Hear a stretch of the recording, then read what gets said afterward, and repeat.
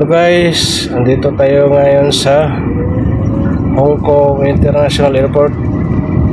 Bali ano lang nito, kalalapag lang, bali isang oras lang tayo dito.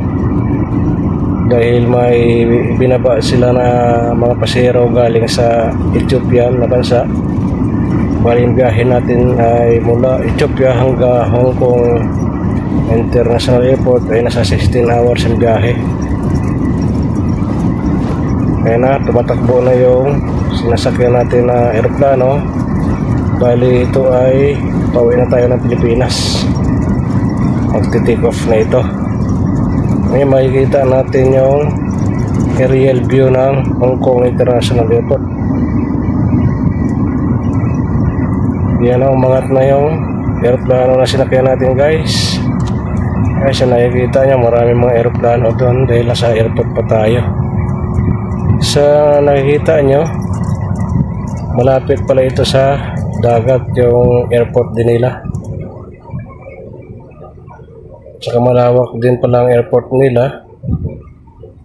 Ngayon lang natin na videohan to dahil nung naglapag tayo rito ay gabi na. Nung nakarang stopover natin dito. Ngayon, dito na tayo sa taas. Makikita natin yung mga building na napakataas. Kaya masasabi mo na asinsado yung bansang Hong Kong. Kahit maliit na siya na bansa. Pinapalibutan pala ito ng dagat. Kaya maganda po na ng video. Ay nakikita nyo yung namumuti na yan, yung mga building, pero nasa taas na tayo, kaya hindi natin masyado makita ang mga building na sa pagtaasan ng mga building ng bansang Hong Kong.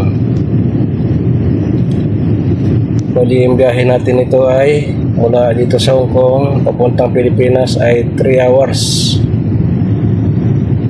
ang ano natin, ang tagal ng biyahe.